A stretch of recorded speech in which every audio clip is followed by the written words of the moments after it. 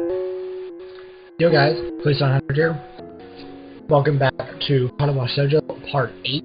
The time we were all, buddy with EMI, did like the racing on the, I've been the running on the track, ate lunch with her, and, all, that stuff happened. And the festival, which was actually pretty nice.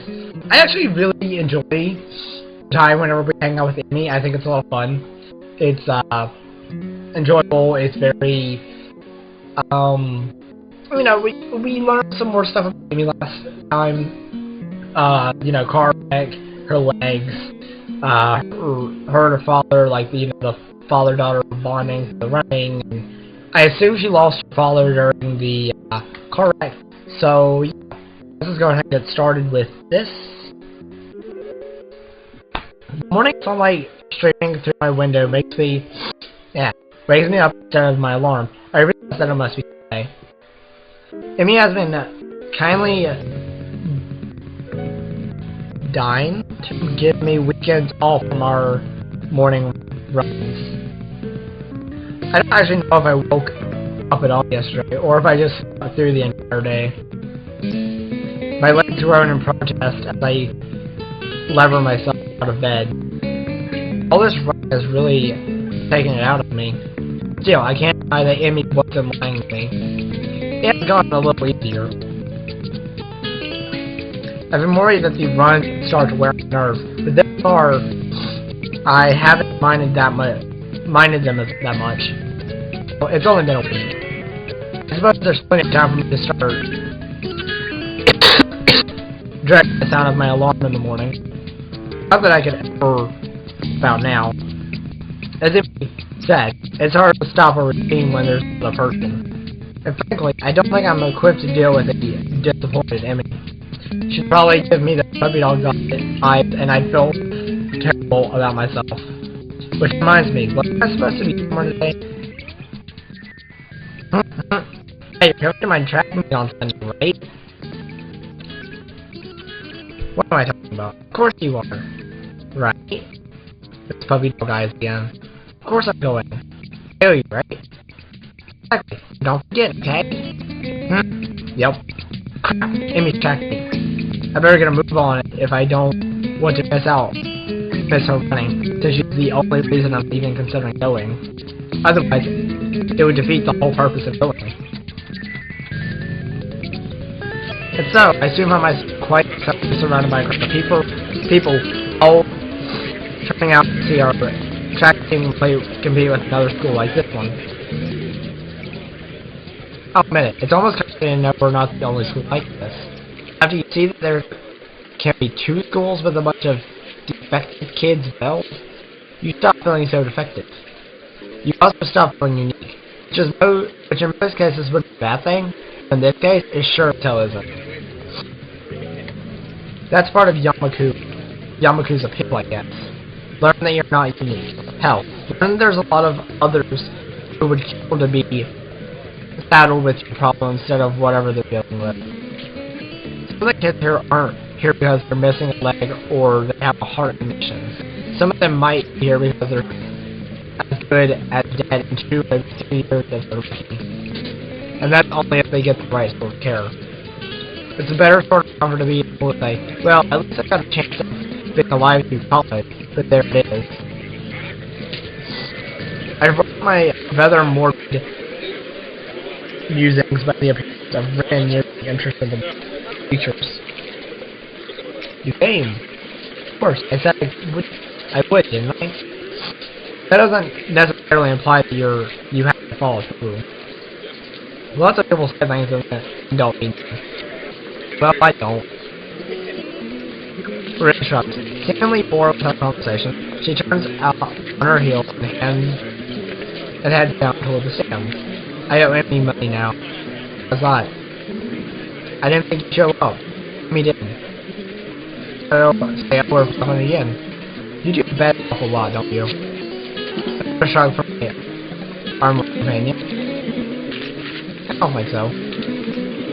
We enter the bleachers and Lynn nods upwards. Up here. I came out if you come. For the bet, I presume. then leads the way and soon we're settled down on an almost empty bench. There's an older woman sitting next to Ren, someone's mother, I assume. She's got rather long hair done up in a braid. On seeing Ren, she gives her an oddly familiar seeming grin. Oh, this is surprising. I thought you went to get a snack, not a boy. Huh? The snack. I wonder why I wasn't... I wondered why I was down there. The woman laughs, again in a way that seems familiar. Why have I seen her before? Where have I seen her? Well, I suppose you've always been wanting to go out for one thing and bring back another. But I'm being rude. I have to introduce myself. I'm Maiko Ibarazaki, Amy's mother. I cannot get Amy's last name right. Oh, I have her mother. Pleased to meet you. Now that explains it. She's like a taller, older, and better endowed than me. Apart from her hair being a darker shade than me, there's really no mistaking the resemblance. Sorry, I'm Hisao Nakai. And really, you don't have to apologize for not introducing yourself, Mrs. Ibaraki. That's really Ren's job in this situation, isn't it? Another laugh from Amy's mother. I take it you've not known Ren for that long then. That's not just a to remember something like that. She's got other things to think about, I assume. Ren nods, seeming pleased by this assessment. She's right. I was thinking about sunset. You see, it's really up to us to make introductions and introductions. For lack of any response, I nod. Mrs. Ibaraki leans back a little on her seat and raises an eyebrow. So, how long have you and Ren been dating? Oh, my response consists of silence as my brain suddenly lurches into gear. But just before I can begin to utter a hastily babbled explanation, Amy's mother burst into laughter again. Ha! You're a blusher, aren't you? I don't know if there's any way to keep my dignity in this situation, so I settled for a mumbled response. See? So this is a new romance thing, mustn't it? Wait, that's not the question that... Another laugh. I know, but it's funny to watch you squirm. I swear, forgive it, old woman, for amusements. Old woman? She sure doesn't look that old to me. Clearly, Emma gets her youth features from her mother. Suppose I can let it go. What kind of view? It's starting. Emmy! I directed him to the track where they're preparing for the first sprint. It looks like a 400-meter dash. My eyes scan the runners before running Emmy. She's smiling, with an almost cocky look on her face. This raises her pistol. His pistol. He explodes off the block, disappearing from the starting line in a blur. It's amazing. Even as the other sprinters' coverage on the lane closest to the inside... Okay, I fucked that up. It's amazing. Even as the other sprinters' coverage on the lanes closest to the inside line, Amy surges to the front of the pack. By the time she sounds grabs the final turn, some of the other runners have caught up with her. Efforts come to naught though, since a final burst of speed from Amy leaves them at least a half-second behind. Mrs. Bazaki whoops and shouts, applauding. Sorry guys, I'm sick. I can't help it. Applauding loudly, and generally looking like any other parent cheering on her child. Emmy bounds off the track, looking pleased with herself. The cheer right along with the rest of them. The announcer, sounding suspiciously like Misha, gleefully gives the results. I think she's gotten faster since the last time. That was incredible. Mrs. Ibaraki grinned proudly. Amy's a heck of a runner. Falls silent as the next event is being prepared. Surprised to see Emmy stand out, striking out to the track again. Wait, didn't she just run? Emmy's mother. Yes, but she runs multiple events for the team, especially his friends. It's a lot of running. Emmy can handle it. From the looks of things, she's right. Emmy doesn't appear to be tired, as if she didn't run the previous event at all. If not for the sweat visible on her shirt, you never know. What event is this? It's a 200-meter dash. She'll do this one, the 100-meter, and the relay. I see. Once again, the pistol sounds, and once again, Emmy flips off the block. A thumping sound draws my attention away from the race. It's a red foot. She seems to pull involved in the race. Emmy's mother cheers again, assuming that the race. Sprints don't seem to me like they take very long to complete your foot. The foot was dancing on the features. Oh, you seem pretty into this stuff. Surprised. Em looks at me quizzically. Why wouldn't I be? No reason. Just the stuff like sports wouldn't interest you. I suppose you're right. It's not that interesting. But I'm watching Emmy, not the sport. I'll follow. Emmy's the most Emmy runs. You don't get to see Emmy at her Emmy very often. But here you can. See? She directs my attention towards the track again, with the 100-meter dashes about to start. I watch Emmy closely. She gets into the starter block, her whole body seems to relax, but it's a false relaxation. I can see that she's actually like a cold spring. As the starter tells everyone to get set, her head snaps up and her eyes narrow slightly. Her mouth curls upward in what would be a grin and could be a growl. When the pistol goes off, it's as if she's been unleashed from a cage, like she was always moving at this blinding speed, but we couldn't see it happening until the starter's pistol dispelled the illusion of motionlessness. It's all over in a few seconds, but in those few seconds I feel like I just witnessed something very personal for Emmy. As soon as she got off the finish line, the fierce look was replaced by her grin. The conquering general returned to her face. Amazing. She's really amazing. I've never seen anyone move that fast. Well, don't look at me. I'm far too relaxed to run fast. No, I think Emmy's power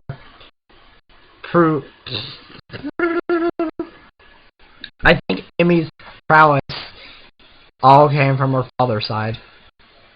At the mention of her Emmy's father, Mrs. Ibrahim looks wistful, almost sad. He got her into running, you know. Yeah, she told me.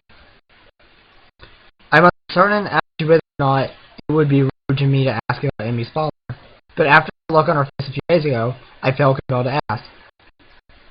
Where is her father now, if I might ask? Emmy's mother hesitates, clearly not willing to answer the question, but at the same time not wishing to appear rude. He isn't around anymore. I'm sorry, I didn't mean to bring up bad memories.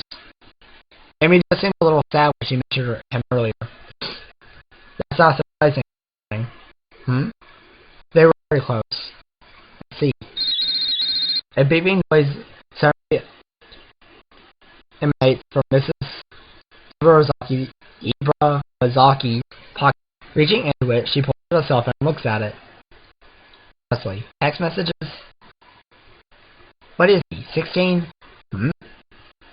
Oh, nothing. I've got to go with a friend of mine. Will you tell Emmy I'm very proud of her and that I'll call her later tonight? Of course. I'll get that it's been out for a while. I almost didn't notice that the relay was about to begin, but when I look, I can't find Emmy. I thought that Emmy would be running that relay.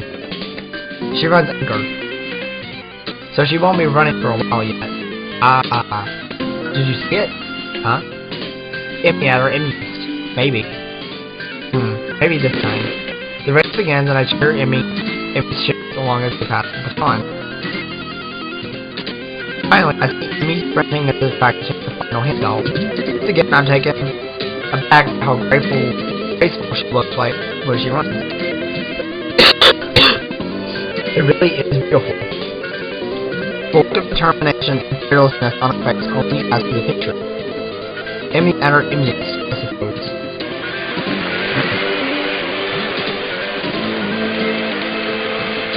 But then, as she crosses the finish line, I see her stumble slightly.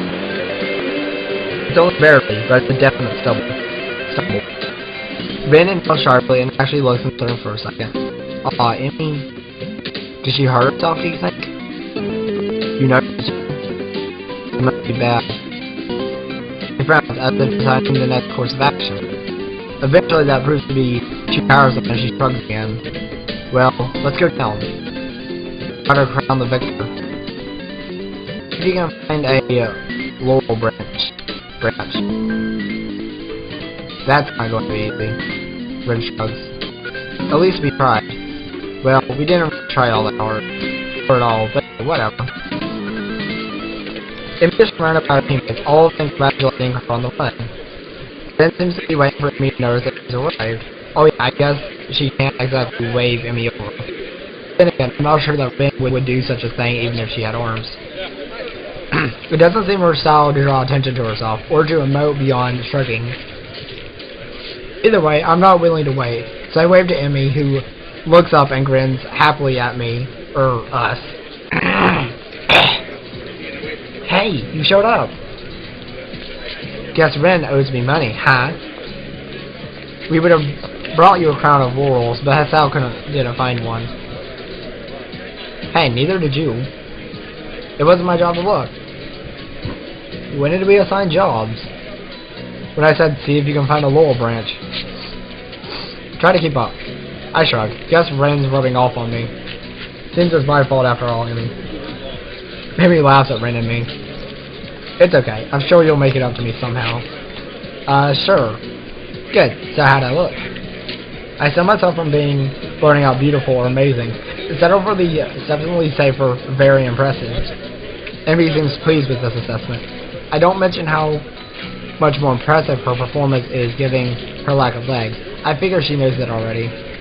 Besides, it seems like it would take away from her effort somehow. Great to hear. I was worried that I looked a little slow on the relay, but I guess I did fine, huh? Actually, I noticed Ren kicks me and keeps me from finishing my sentence. What was that about? He noticed it, at the end. That's no good.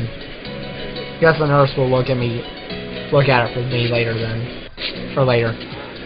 There's a carelessness in her voice, as if it isn't a big deal, but I suddenly notice a slight twitch in her face. Like she's trying to hide the fact that she's in pain. It's then that I notice her breathing is a little shallow too. I guess she really is hurt.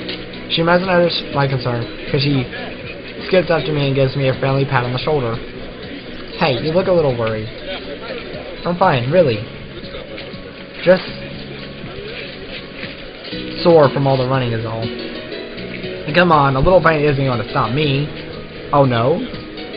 Immigrants, and for a moment she looks like she did during her sprint. Fierce and unquotable. Or to put it another way, really beautiful. Hasn't yet? Well then, I guess I shouldn't worry, huh? Damn right, I'm Emmy Ibarozaki. Fastest thing on no legs. I don't stop for anything. Impressive. Emmy giggles and then seems to remember something. Oh, before I forget, Ren and I are going to do something next Sunday as a post-track meet celebration. You should come along. Normally we do it the day after, but since the track meet was on a Sunday, I've got homework and class and all that stuff to take care of. Plus our morning run, of course. Right, of course. Oh right, your mom wanted to say she's proud of you. She'll call you later tonight. I thought I saw her in the stands. I'm glad she made it. It used to be my dad who showed up to my meet, but Mom's done a pretty good job of taking over. She shivers slightly and wow, that was really bad. She shivers slightly and I realize she's still all sweaty. A breeze is starting to blow too. I'm not cold at all, and I've got my jacket with me, so without a word I throw it around her shoulders. Oh, Hisao. Emmy jumps slightly and then grins at me. Hey, thanks. It's getting a little cold, I guess. Yeah, it looked like it. Just as I began to wonder whether or not giving Emmy my jacket could be taken the wrong way, a boy in a track uniform approached. "Hey, Emmy, you're gonna miss the medal ceremony." "Oh, yeah, thanks." She turns to Ren and myself. "You don't have to stick around for this part. It takes forever. Besides, you should get cracking on your homework now if you don't want to be up late, Hisao. Morning run tomorrow, don't forget." How could I? Good point. I mean, it's spending time with me after all. With this, she waves quickly and dashes off to receive her medal, or whatever they pass off as a medal these days. Ren and I head back from the track, Ren remaining deep in whatever thought she has for most of the walk back to the dorm. As I see her off, she speaks up. "You're probably not getting that coat back, I think." Yeah, I would say not. I agree. I have no problem with that. Personally. I'm not sure I'll get it. I'm sure I'll get it back eventually. Interesting. Take it as it comes, huh? Very Emmy-ish. With this odd statement, she turns and heads into the building. Honestly, was it that big of a deal? Emmy was cold and, unless I'm mistaken, in pain. Giving her a solution to at least one of those problems seems like an obvious reaction. Though I guess there is a chance I could lose my jacket if Emmy never remembers to return it. I guess Ren has a point. Still, I can't bring myself to muster much worry over the whole thing. After all, it's been getting warm lately. I don't need a jacket. Odd, I think I used to be a little more responsible with my stuff. Emmy-ish, huh? Maybe that's not really a bad thing. Aww, I love it. Yeah. Like, is it just me, or is there like a vibe coming from Emmy and Hisao? Like, I like it. I really do. You haven't been forgetting to take your medicine, have you? I'm catching a little murmur. You should take it easy for a few days. The nurse's words hurt me far more than the exhaustion of the morning run ever would. Take it easy for a few days? I knew I should have kept quiet. I keep my eyes on the floor, feeling like a complete idiot. Of course I hadn't been remembered to take my medicine. I've been rushing out of my room to get to the track before Emmy. After the track meet a few days ago, I felt inspired. So I've been running warm-up laps in the morning before Emmy shows up. But then today, while she and I were running, I felt a little pain in my chest. It was only slight, and it was only for a second, so I mentioned it to the nurse. Honestly, it wasn't that bad. I mean, I kept running and finished just fine, so really it shouldn't have been that bad. Why do I feel like I'm making excuses to the nurse? Moreover, why do I feel the need to justify continuing to run despite the pain? Really, it comes down to my being unwilling to concern Emmy, who seems concerned anyway. I'm not sure how she was able to tell there was something wrong, but she claims I stumbled a little. She's the one who insisted I tell the nurse, so now I feel bad for worrying her at all. The nurse is shaking his head ruefully while Emmy paces outside the room. Hisao, I know it's difficult for you to get into a new routine, but if you don't want to find yourself in a lot of trouble, you're going to have to try harder. You can't afford to forget your pills, and you can't push yourself too hard. But if I don't push myself, how will I improve? I don't know where that came from. The nurse seems to have an idea. Now where have I heard that before? He laughs and pats me on the shoulder. Ha! She's rubbing off on you, I guess. His expression changes again. He's back in serious mode. Look, I'm not saying you shouldn't push yourself. But that doesn't mean you shouldn't be taking your medication, and it doesn't mean you shouldn't stop if your chest starts to bother you. I prefer not to have any fatalities while I'm on staff here. A bit of a lofty goal, to be sure, but I'm always up for a challenge. I hate to admit it, but I think he's right. I've got to remember to take my medication. You're right, I'm sorry to worry you. Who's worried? You're a smart kid, right? I know you can be responsible, Hisao. A situation like yours, you've got to learn to be responsible fast. I know. His expression suddenly becomes devious. I suppose you started to enjoy your runs with Emmy then, eh? Yeah, they've been really helping me. I mean, until today I was feeling a bit more healthy. A lot more healthy. Plus, it's really impressive to see Emmy run. Did you see her at the track meet? She was incredible. The nurse nods, grinning all the while. That she was, Hisao. I watched her first couple of races before I had some business to take care of, but she told me all about it. Kind of you to loan her your jacket, by the way. Oh! Huh? Oh yeah, it wasn't that big of a deal.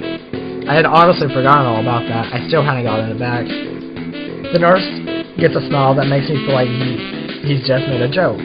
Not to you, but Emily started appreciating it. And I know she appreciates you running with her in the mornings. This one catches me off guard a little. Sure, she mentioned that's easier to keep to a schedule with the extra person, but I didn't think it was doing her a favor at all. I thought she was doing me the favor of helping me follow the doctor's orders. She tries harder when you're around. If there's someone else running with her, she's trying to push herself more. And she tries even harder when you're around because, well, it's you. What the heck does that mean? Oh ho, you'd love to know, wouldn't you? EMI likes Hisao. Holy crap! He laughs in a style of evil megalomaniacs. Okay. No, seriously, it's because you're a friend. If Ren ran with her, I'm sure she'd do the same. Well, probably. But that's not the point. The point is, you're helping her, even if you don't know you are. And she's grateful for that, even if she never says it. What do you mean, even if she never says it? Amy doesn't talk a lot, but she and I have known each other long enough that I can read her most of the time. I'll admit it, I have no idea what he's talking about. Amy always seems pretty talkative to me, or C. The nurse suddenly realizes that he's been rambling and starts talking, looking a little embarrassed. Anyway, you don't have to stop your morning exercise. Just walk the track instead of running for a few days. Let things calm down. And take your damn medicine. I laugh as I exit the office, bumping straight into Emmy. Whoops, sorry about that. Are you okay? What did the nurse say? Do you need to go to the hospital? Whoa. Oh my god, it was my fault, wasn't it? Holy shit, Emmy. I've been pushing you too hard, haven't I? I'm a horrible person. The words pour forth like a torrent. She's really agitated. I didn't expect her to be this concerned about me, to be honest. Gotta calm her down. But how the hell do I do that? It is the only thing I can think of. I give her a hug. Whoa. I knew that was coming. This is a moment of epic proportions. No, but really, this is actually pretty cool. I give her a hug. Emmy tenses up slightly, so I pat her head in what I hope is a reassuring manner. Hey, settle down. I'm fine, okay? No worries. I can feel Emmy's body relax as I continue to assure her I'm fine. Her arms wrap around me as if she's trying to confirm that I'm not about to fall over dead. I catch a whiff of her hair. It smells like sweat, or how adrenaline should smell. It's a scent of activity. And a hint of strawberries from her shampoo, I suspect. I just didn't remember to take my medicine, that's all. Don't worry about it, it's not your fault. You sure? Her voice is muffled, mostly because of the moment her face is pressed into my chest. Yeah, I'm sure. I just need to take it a little easy for the next few days. It suddenly occurs to me how close the two of us are. It also occurs to me how nice being this close feels. Oh, Hisao, you're being a weirdo. You're being like a total creepo, man. Nah, I'm actually really happy this is happening. Like, I hope it leads to something. Like, I like them. Like, I've mentioned that a lot, but it's true. I can feel Emmy's heartbeat calming down, and I have to resist the urge to rest my chin on the top of her head. Thank goodness. You really had me worried there, Hisao. Emmy, you going to come in here anytime soon? Oh, shit. Oh, I'm sorry, was I interrupted? And look at the giant ass grin the nurse has. Like, ooh. The two of us spring apart as if the other just caught on fire. Emmy brushes her hair back nervously and laughs. Of course not. I'll see you later, okay? Oh, and Hisao? Take your damn medicine. The last phrase is punctuating by a punch in the shoulder. Yeah, I'll remember. See you later. The nurse smiles again, like he's in on some joke I don't know about, and waves to me as I head for my room, feeling a burning in my cheeks. Oh, I need a shower. A cold one. If the thoughts running through my head now are any indication, she was really soft. My pills are waiting for me when I make it in my room. I swallowed them without a second thought. I don't know why I didn't think of waiting until the runs to take them. For some reason I figured it was when I woke up or not at all. But no, they only need to be taken every 24 hours. The exact time of day doesn't factor into it. My thoughts drifted back to the hug in the hallway. It's weird. You never expect someone to smell foul after a run, but for some reason, Emmy smelled... I mean, it's weird. You'd expect... Oh my... Seriously. It's weird. You'd expect someone to smell foul after a run, but for some reason, Emmy smelled right. That tinge of sweat just seemed to fit her. I really need that shower. Oh, Hisao.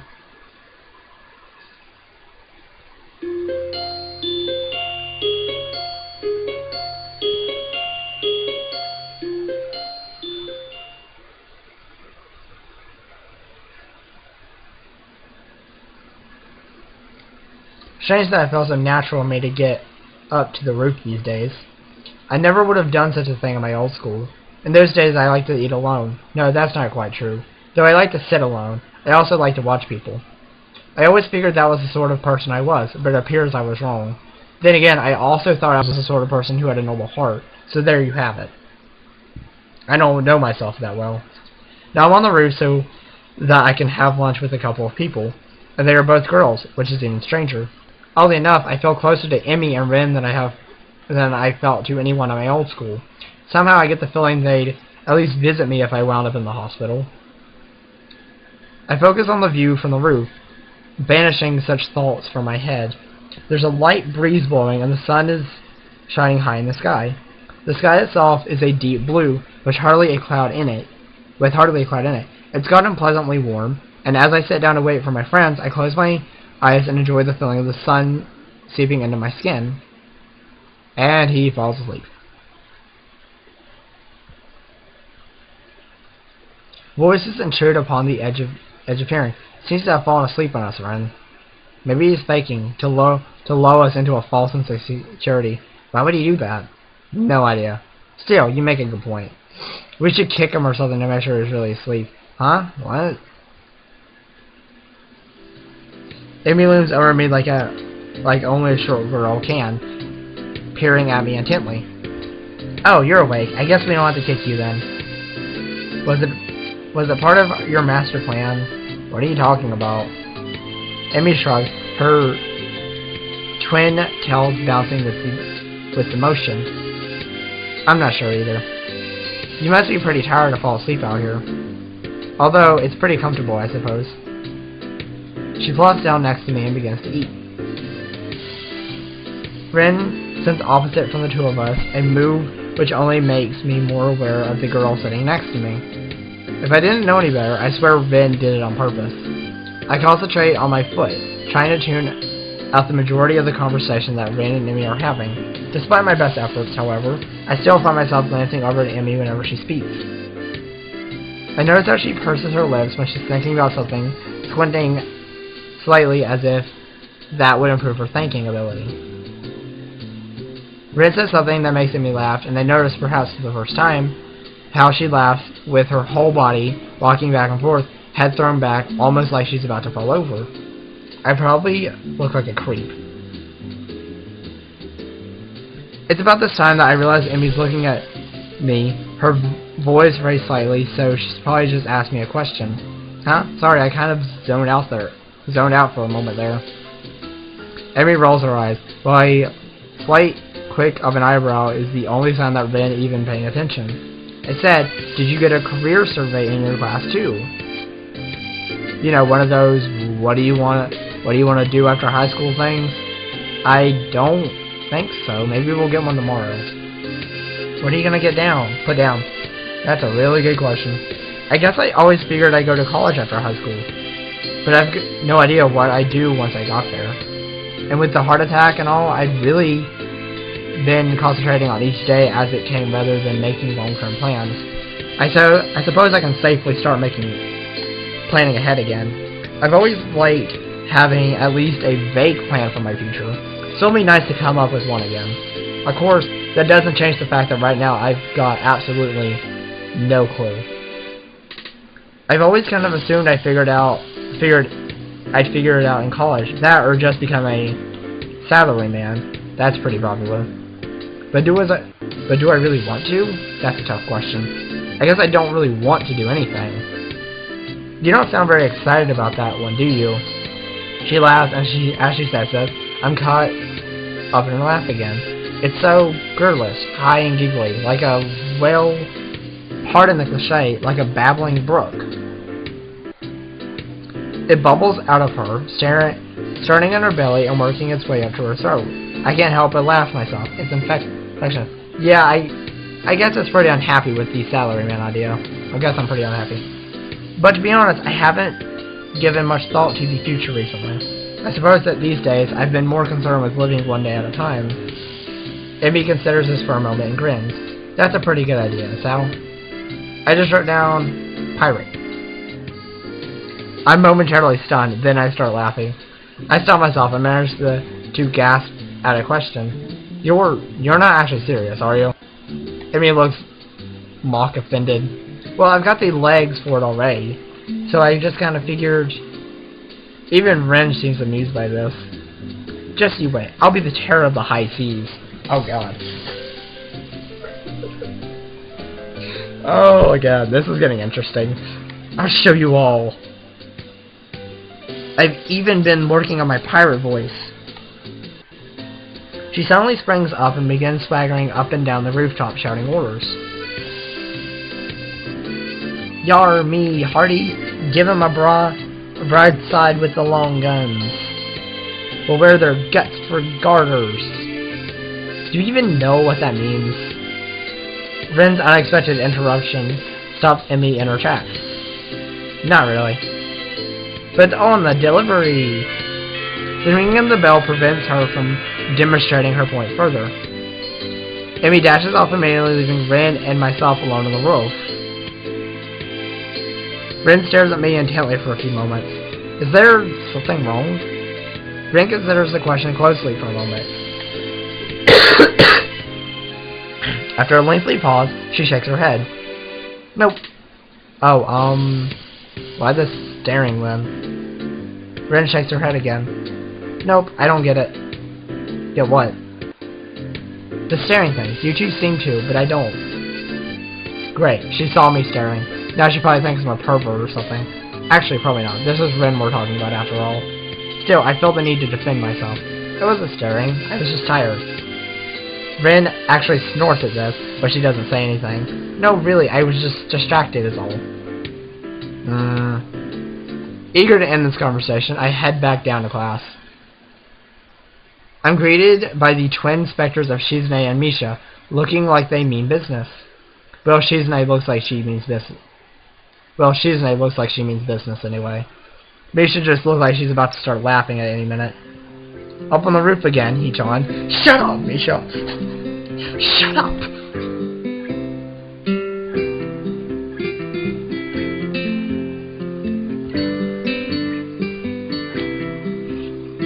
You know that's dangerous, don't you? That's right.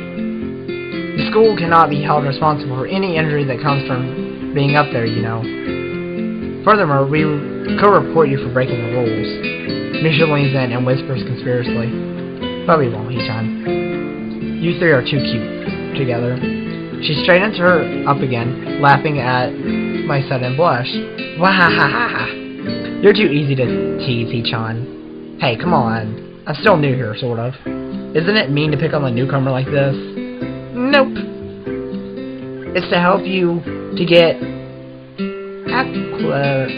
acclimated to your new surroundings. Okay. Ah, I see. Well, do you have to be so ever zealous about it? Yep. Ah, that aside, Hichan. We were looking for you this morning, but you weren't in your room. Of course I wasn't. I was out for my morning exercise, or here in class, bright and early. Unlike you. Shizune looks peeved, and a beat later, so does Misha. Or she tries to, at any rate. That was because of student council business. You should be grateful that we worked so hard for you. Oh, I am. So what did you need me for? Not another attempt to rope me in to do their dirty work, I hope. We had to give you something, but since you weren't around, we dropped it off in your room. Something? Like what? Oh, you'll find out when you get back, He-chan. Ha ha ha ha. Mattel entered the room into a conversation, and we all head to our seats. It's only after I've settled down my desk that the teacher started talking about something or other that something odd strikes me. What did Ren mean, you two seem to? Was Emmy staring at something too? For a brief moment, I considered the possibility that Emmy was staring at me the way I was staring at her. Of course, that's ridiculous. Still, I can't deny that I wouldn't mind if it was true. But it's best not to think of that. No need to get my hopes up. Come to think of it, when did I start really having hopes like that anyway? I shake my head in an attempt to clear it and focus on the lesson. After class, I make my way up to my room, but Chow really caught on the homework today. Before I can open my door, however, I am suddenly interrupted by Kenji, who has just exploded out of his own room in a flurry of papers. Hey, we need to talk. Those rooftop shenanigans of yours, man. They've got to stop. What? You're running around on the rooftop with the limbless wanderers. They're women, man. You'll get yourself killed running around like that. I don't follow. Kenji sighs and adjusts his glasses. Before what could be understood as an attempt to explaining himself patiently. Look, they're friends, so I'm telling you this for your own good. We're friends. But if I were going to kill someone, I'd do it by throwing them off the roof and making it look like an accident. And if I thought of it, you can be sure they thought of it too. They're crafty. Almost as crafty as I am. I see. Good. I'm glad we had this chat. Loan me 500 yen. You jerk! I'm sorry? I need to get a drink, man. I've been out inside all day and the tap's water been compromised, as I'm sure you know. So I need to stock up on something that can, got it? But to do that, I need 500 yen. And since I've just saved your life with my timely advice, you can at least spare me 500 yen. Kenji, you're such an asswipe. What if I don't have 500 yen? You know, if it'll make him go away, 500 yen is a bargain. Well, there you have it. I hand the money over to Kenji, who nods into thanks and dashes off down the hallway, but not before he locks his door. What an over-exhausting person. I better go, in case he changes his mind. As I close my door, my heel taps against something lying on the floor. It's a brightly colored rectangle of paper. Ah, this must be the something Misha mentioned before. Probably a student council leaflet she slid under the door. However, when I pick it up, I find that I couldn't have been more wrong. Someone actually wrote me an old-fashioned handwritten paper letter. Who bothers doing something like that in this day and age anyway? Yet as unlikely as the prospect of receiving one sounds, this is definitely a letter done I have in my hands. I was planning on finishing my homework, getting some dinner, and going to bed in order to be ready for tomorrow's morning run. However, the letter has naturally caught my interest. I sit at my desk to examine it properly. Well, this is interesting. It's the first piece of mail I've received here at Yamaku. So it'd feel special even if it wasn't something as rare as a handwritten letter. What causes me even more trepidation is the name on the sender, written neatly on the back of the envelope. Iwanako. Wait, this was the chick that... I have no idea why she would write to me. I haven't been in contact with anyone from my old school since I transferred, and Iwanako is the last person I expect to want to write me a letter. The last time I saw Iwanako was terribly awkward, embarrassing so. She came to my hospital room, peeled me an apple out of courtesy, and then we practically sat in silence for half an hour. She said goodbye and didn't look at me in the eye when she closed the door. It might have been a natural end to the series of visits that were probably pretty painful for both of us. Every time she visited me in the hospital, I wanted to talk to her, but something stopped me from every time. Every time that I didn't speak, it made the next time even harder. She looked so guilty that I didn't want to say anything that might upset her, and I never could figure out the right words to say. I think Iwanako blamed herself for my heart attack. That's ridiculous, of course, but knowing it and believing it are two very different things. I told her that it wasn't her fault. She nodded, and I really think she understood that if it hadn't been that, then sooner or later something else would have made my heart give out. Yet she looked so hopelessly, and every time she opened that door and entered my room, so I never managed to say the things I wanted to say. In the end, that might have hurt her even more. Carefully, I opened the envelope and drawed out the folded letter from within. Dear Hisao, how are you? I hope you're well and happy at your new school. Everyone here misses you. Almost all of our second-year class got put together in Class 3-1 for the final year, so we were pretty comfortable right from the beginning of the year. I'm sure you would have been assigned to this class as well. The mood among the third year seemed to be very anxious about the final exam. Even though they are so far away, the teachers are badgering us about it all the time.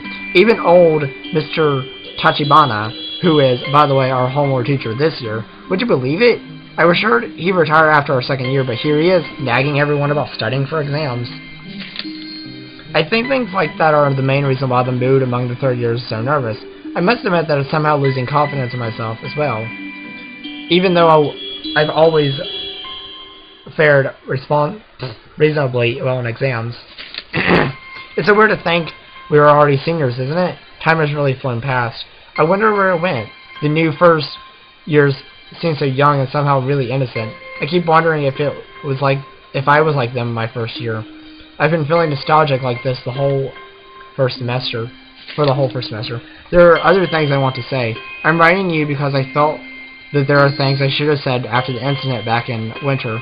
I really regret that I wasn't able to say them in person. I have no excuse for it. Yeah, I think I have had quite enough of this. I crumple up the sheet of paper and toss it across the room.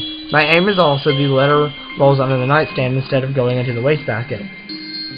That was an apology for abandoning me. I said I don't know I really need it anymore at this point.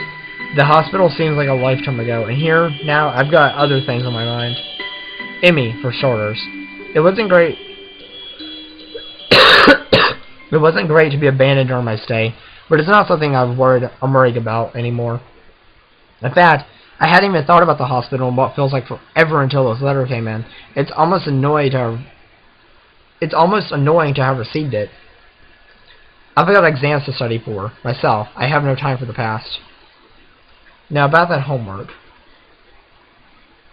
Damn. That's crazy. I was wondering if she was going to make another entrance in this.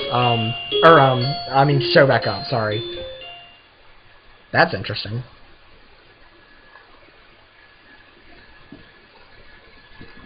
So what's the plan for today anyway? I'm waiting patiently in the hallways of the girls' dormitory just out of EMI and Ren's rooms. EMI is apparently helping Ren with getting dressed. I suppose that makes perfect sense, as I've no idea how Ren will get dressed otherwise. Picnic? That's what I said. Sounds pretty exciting. I know, right?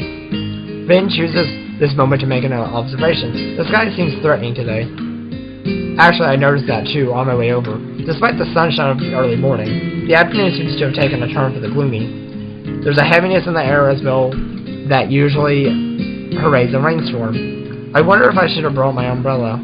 She's got a point. EMI, you sure that you still want to risk getting caught in the rain?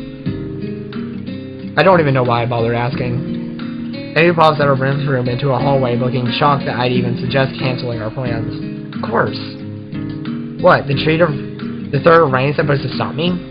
I can't help but grin at her belligerent response. It's almost like she's daring the rain to come. If Mother Nature were walking down the street, I think EMI would probably start a fight with her. Or at the least challenge her to a race. In fact, EMI seems almost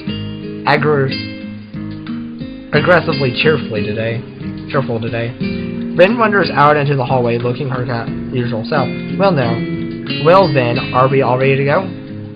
I'm ready. Ren nods and says a single word. Basket. Beg pardon? The basket in EMI's room. You should carry it. EMI claps a hand on her mouth, embarrassed. Oh my gosh, I almost forgot all about it. Nice save, Ren. EMI darts in her room and emerges with what looks like a very well-stocked picnic basket. As she hands it over to me, I know that it feels heavy enough to be one. Shit. I know that it feels heavy enough to be one too. Good lord, how much food did does she pack? More to the point, where did she get the money for all this? So, are we set to head out? Yep. Rin gives another nod, and we head out to the dormitory. I can't help but frown when I notice how gray the sky's gone in the 10 minutes I was inside. Okay, guys, I gotta move around. Oh.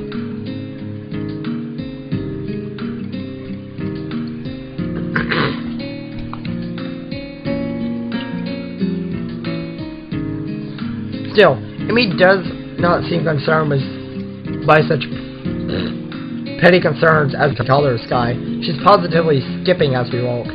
Which reminds me, where are we going? This brings EMI up short and she shoots me an embarrassed look. You know, I hadn't really thought about that. What do you think, Hisao?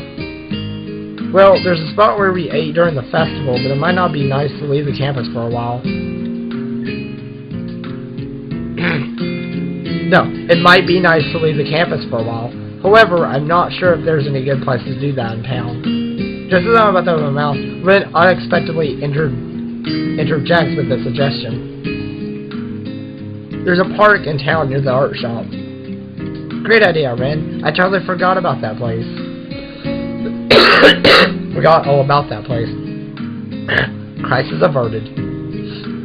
Do you know how to get there, Ren? Ren shrugs. It's pretty likely. Good enough for me. I prefer knowing for sure, but what the hell. Lead on, Ren. The three of us quickly make our way off campus and take the road down into town. The basket's a bit heavy. I hope that the park is close by. We pass the art supply store. Ren slowing her pace slightly as we go by. EMI notices Ren change the pace and stops. You want to go in, Ren? Ren shrugs. Nothing I need. Are you sure? There's a slightest flutter of a smile on Ren's face, quickly replaced with her usual expression. Life's uncertain. Well, on this, at least I am pretty sure. Nice of you to offer. Well, it's not like I'm the one carrying the basket. But I'm sure Hisao wouldn't mind it anyway, right? No, oh, of course not. This is hardly a heavy load. I flex for emphasis. EMI stifles a snort of laughter by pointing to the park at which we suddenly arrived. Oh, I remember this place. I ran into you here that one time, didn't I, Ren? Ren's eyebrow raises slightly. Maybe? I'm unwilling to say for certain one way or the other. Memory's a tricky thing, you know? Well, we made it in one piece after all. The sun's still nowhere to be seen, but neither EMI nor Ren seem to mind. Aww. This is a nice picture. I like how EMI's mouth is open. I mean, not like... Okay, that sounded really bad. But I mean, it's just like a cheerful thing. That's a cheerful picture between the three. We found a spot to sit on the grass, and I set the basket down gratefully. There's a surprising amount of food prepared. Maybe we were supposed to be joined by some of EMI's teammates or something? I'm starving. Dig in. She attacks the food as if she's had nothing to eat for years.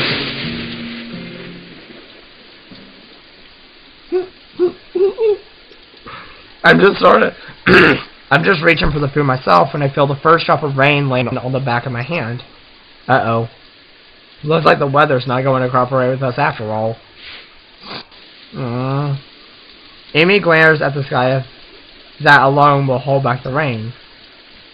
I very nearly believe she can do it. It's one heck of a glare. It had better cooperate. You hear me, Sky? You stop that rain right this instant. The Sky doesn't seem inclined to listen to her, despite the commanding tone she's taken with it. Instead, the rain seems to increase.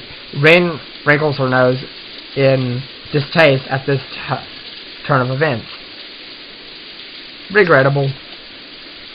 What do you mean? Red shrugs. I could paint this if I weren't out here. Shame to miss it, is all. She doesn't seem angry or annoyed about it, just a little disappointed. EMI laughs in response to Ren's comment. Guess we should have stopped in that art supply store after all, huh? The rain increases a little more, offended that we haven't fled yet. Despite the warm temperature we've been enjoying, the rain is rather cold. I wish I'd brought my umbrella. This is such a nice scenery, like the whole rain and everything. Hey, we should probably head inside to keep dry. We're already pretty wet, Hisao. Yeah, but we can dry off this way and maybe wait out the storm. You don't want to catch a cold or anything, do you? Maybe considers this for a moment. I can tell the Parver wants to stay out in the rain just despite the weather. Unfortunately for her, the weather hardly cares about what we do. I suppose you're right. Where can we go? I don't have an answer for her. The area is still pretty new to me. So I guess I'm slowly getting used to the school itself. The surrounding town remains a mystery. All I know is the art supply store, and that's only because we just passed it. Fortunately, Emmy soon snaps her fingers in triumph. That's it. There's a tea shop nearby. We could have some tea and dry out, no problem. That doesn't sound like a bad idea. Great. You know where it is? Emmy nods, looking fairly confident. Sure do. I think. But it will be an adventure either way, right? Adventure, huh? Well, I suppose we could use a little adventure. I think as long as we get out of the rain, I'll be happy. The picnic baskets are a little lighter now, at least. Lead on. Rin and I follow Emmy as she weaves through the streets with something approaching confidence. Now, left here. There. This something I don't know. I can no. Emmy beams triumphantly as she points to the tea shop. It seems fairly crowded inside, a symptom of the sudden rain, I'm sure. Welcome, can I? Yuko? I was surprised to find out that our waitress is none other than Yuko. She sure looks the part in her uniform. It's hard to believe this is the same librarian from our school. Does she work 2 jobs? I guess that must be it. Oh, it's you. Yuko seems to know Emmy. Emmy grins brightly, pleased to be remembered. Hey, Yuko. Hi, Yuko. I didn't know you worked here too. Do I know you? You seem awfully familiar, but I don't think I've ever seen you before. Hey, we met at your other job at the Yamaku Library, remember? Her eyes widen in memory. Yeah, that's it. Nice to see you again. Oh no, this is bad. I should have remembered a customer's face. I'm sorry. I'm terribly sorry. Yuka goes from realization to panic in a split second, performing a series of high-speed bows. I narrowly avoid getting headbutted in the process. Whoa, hey, calm down. Listen, I wasn't a customer when we first met. In fact, I hadn't even ever been to the Shanghai, so it's alright.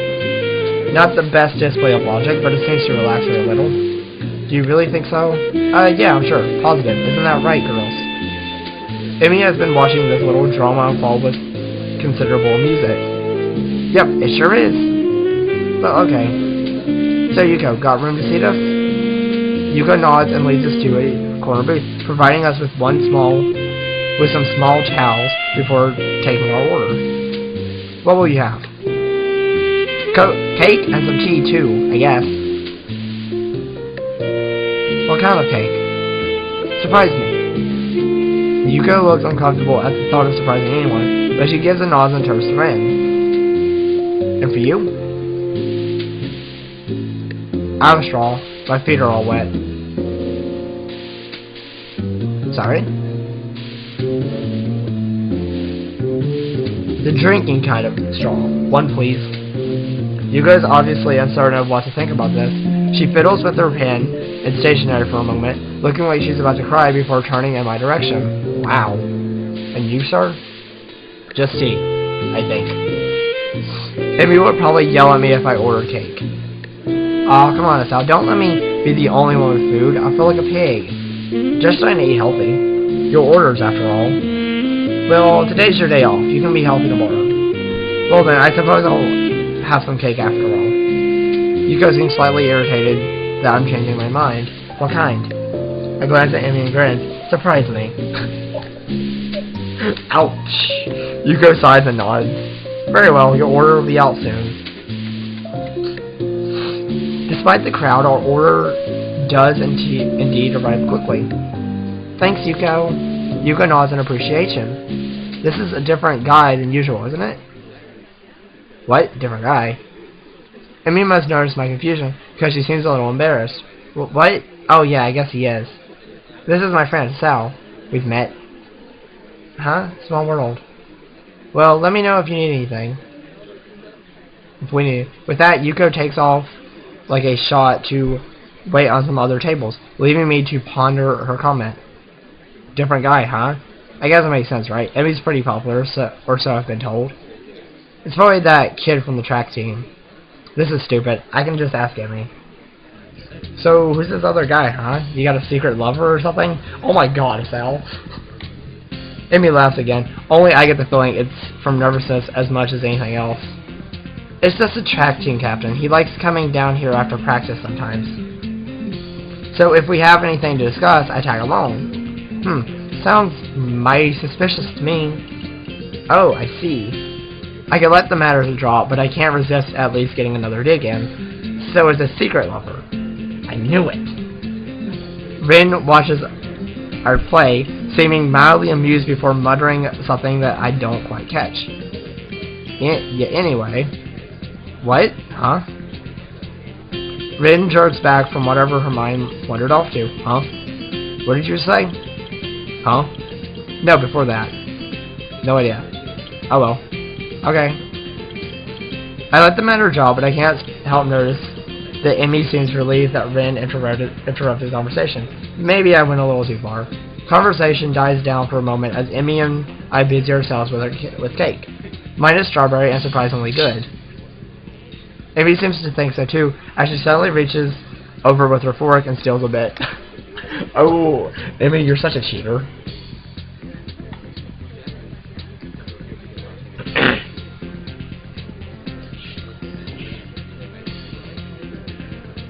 Thief. Pirate, there's a difference. We're not on water. Well, no, but there's a lot of water outside, so it still works, right? Besides, you can have some of mine. I think it's cranberry or something. I should have asked for strawberry. I like strawberries. Feel free to help yourself to mine, if you really must. For some reason, I felt compelled to add, seeing as how you've already done it once and all. Emi sticks her tongue out at me, but that doesn't stop her face from appropriating my cake. Oh. Appropriating. Okay, I seriously can't read tonight. My cake. I tried some of hers as well. It's raspberry and pretty good. The rain's let up. It would appear that Rin is correct. Good timing too. I finished my food and it looks like Emi has as well. Well, we'd better pay and get a move on before it starts raining again. It takes a few minutes to get Yuko's attention, but we pay and get out pretty quickly. So do you want to return to the park? My jaw nearly drops. Are you kidding? It's probably going to rain again. In fact, I just felt some raindrops. You may be right. But okay, I'll let you off the hook this time, but you owe me a picnic now, got it? I don't know if she's addressing me, Rin, or the both of us. Fine. Now hurry up, I wanted to get some laps at the track, and it would be nice to do it without the rain. I thought this was your day off. Well, Emi suddenly seems reluctant to explain herself. I need to practice. I need to burn off that cake anyway. Why do I get the feeling that she's leaving something out? Are you sure? It wasn't that much cake. No, it wasn't that much cake for you. I ate most of it. She's got a point there. Still, I feel like I should at least offer to run with her. Save. Honestly, guys, I want to run with her. I want to do this. Like, I feel like I need to. Hey, I'll run with you. I might as well, right? Emi shakes her head. No, you won't. Hisao, rest is critical for you, remember? I won't allow you to push yourself too hard. I guess she's better at giving advice than taking it. Whatever you say, Emi. I think it's probably best not to press the issue. As we approach the girls' dormitory, it starts to rain again. Emi's expression sours slightly. Oh man, stupid rain. Hey, you'll let up soon enough. You can go running then, right? Emi snorts, seemingly amused. Like I'm not going to run in the rain. Well, you shouldn't. You could catch a cold. Amy waves her hand thoroughly. Ridiculous. I don't get colds. My immune system is far too strong for something like that. I can't help but laugh. Well, I'll see you tomorrow then, okay? Yeah. Thanks for coming. Oh, and for carrying that picnic basket. I'll bring it for lunch tomorrow. We can have our picnic on the roof. Sounds good to me. See you then. Amy grabs the basket from me and shoots to the door. Rin gives me a sort of half nod and ambles inside as well. Damn, it's wet out here. I need to get back to my room and into some dry clothes. I'm soon in front of my door, but I am interrupted by the sudden appearance of Kenji, who appears to be carrying a stack of books. Hey man, give me a hand, would you? Huh? The books are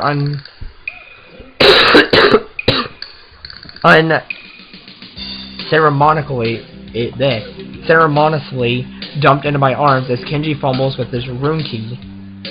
Thanks, you're a lifesaver. If you weren't around, I'd have to keep my door unlocked, and that's just begging for trouble. The perfect opportunity to set up an ambush, or maybe just plant a bomb if they didn't want to get their hands too dirty. Probably don't.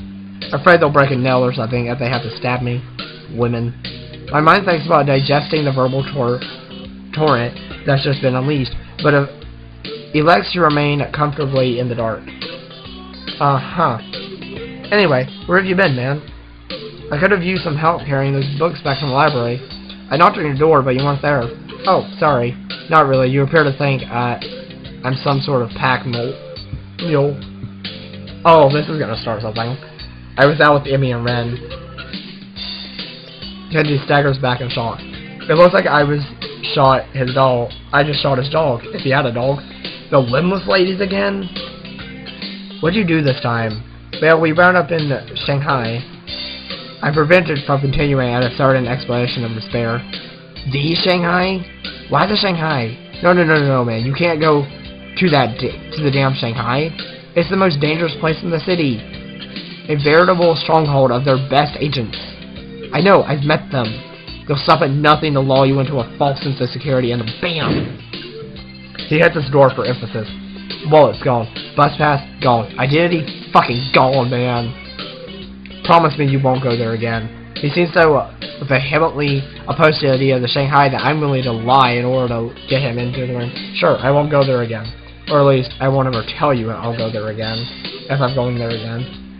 This seems to mollify my best respectable opinion. Companion? God, I can't read. Good. Sorry to come on so strong, but I know the danger there too well to let you just wander into the lion's den again. You got out there alive once, but twice is pushing it. Yeah, well, I need to get changed and do homework, so I'll see you later. Huh? Oh, sure, whatever. I suddenly remember that I'm still holding his books. You better take these. I catch a glimpse of one of the titles, something about something. What a weirdo. Kenji grabs his precious cargo from me and disappears through his doorway. I open my own door and walk in, grateful to get out of my soaking wet clothes. Okay, guys, I'm gonna move.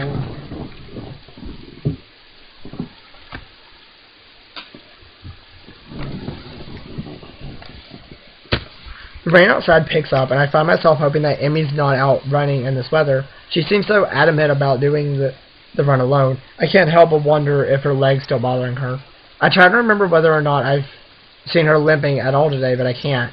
Guess I was too caught up in enjoying the day, even if it did rain on us. And as I think back over the events of today, I keep finding myself focusing on my running partner. Her complete refusal to allow the rain to spoil her plans was incredibly cute. But there was something else there too. Sort of an unflappable attitude when it came to enjoying the day as it comes. I really like that quality. Maybe I need to do a little at that myself.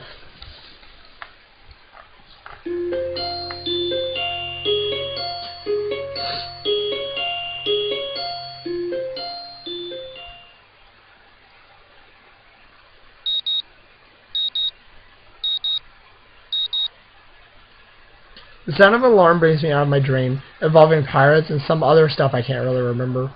I'm a little blurry-eyed, and it feels like it takes me longer than usual to get dressed and down to the track. A glance at my watch reveals that I was right, and I'm in fact running a little late. The thing is, there's no EMI. That's odd. She should be here. What? Where the hell's EMI?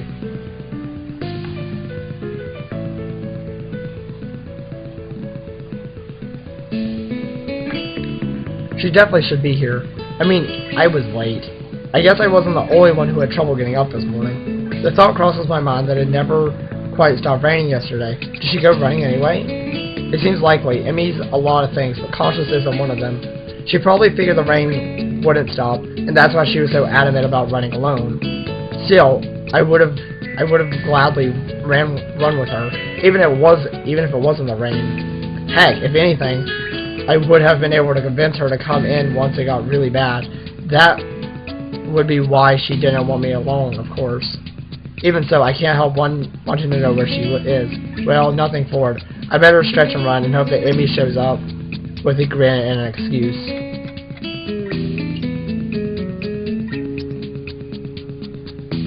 On my cooldown lap, I enforced him that the EMI isn't showing up. Furthermore, I have no idea where she is. Anxiety gnaws at me while at the same time, I wonder just why I'm so worried about her. The run helped to take my mind off for a little while, but now that I'm finished, I'm back to worrying. It was weird not having her here. Downright unnerving.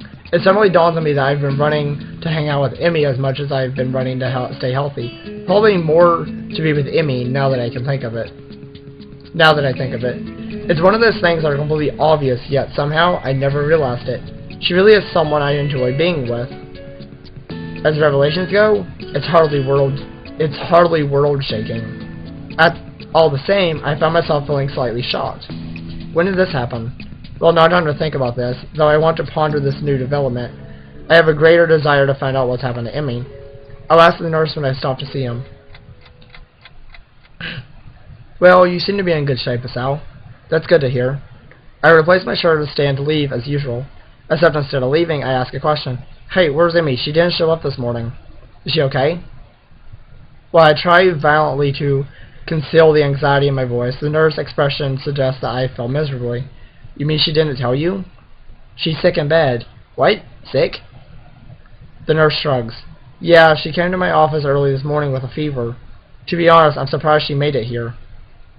She was burning up when she arrived. I believe she planned to let you know, but she asked me to tell you. Oh, shoot. The nurse gives a sheepish smile that seems at least partially sincere. I told her I'd stop at the track to let you know in case she forgot to. Sorry about that. But we don't need to tell EMI I forgot, right? I returned the nurse's smile with a devious one of my own. Oh, of course not. This is fine blackmail material. I'll save it for whenever I need a favor from you. The nurse laughs. Well, I guess I deserve that. But you know, I've got tons of blackmail on you that you're not even aware of. So don't push your luck, okay? My expression earns another laugh from the nurse. I'm just kidding, Hisao. But seriously, don't tell EMI I forgot, okay? Your secret is safe with me.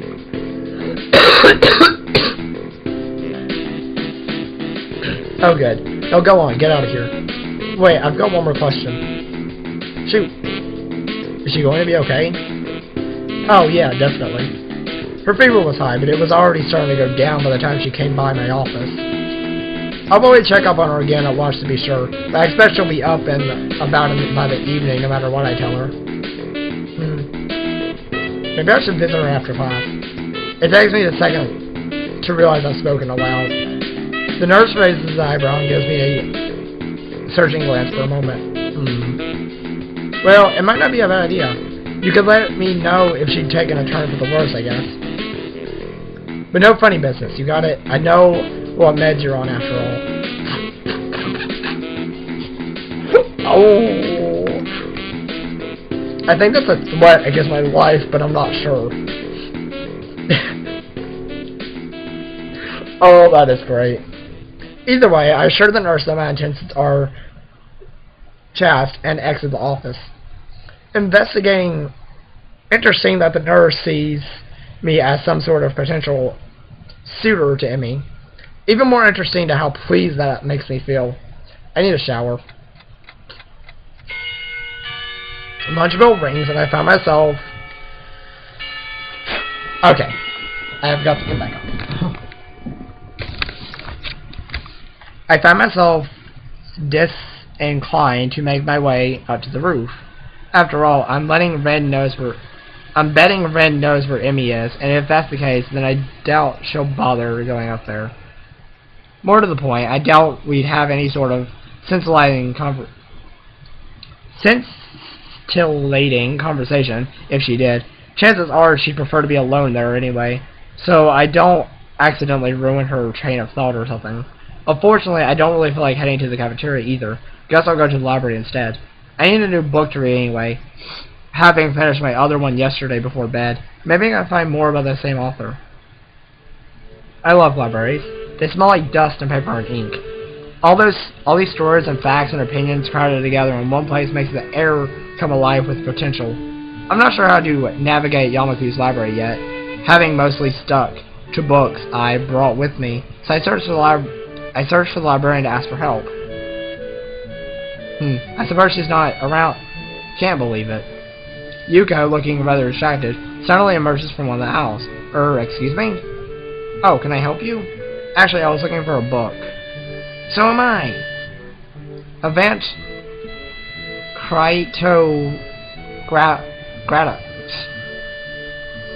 Cryptography. We just got it in, and now it's gone missing. I really, really wanted to read that one.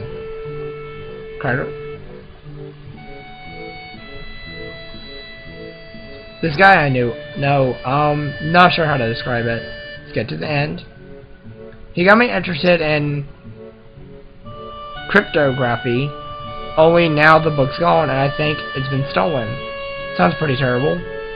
Yeah, especially because now I have to search the whole library for it, even though it's probably not even here. You seem busy? A little. She dashes off down another aisle and I resign myself to finding my own damn book. Plenty of choices. Oh, come on. How did I get lost? There aren't even printed books. They're all in Braille. I guess that makes sense in a school like this, but honestly, it's a little annoying.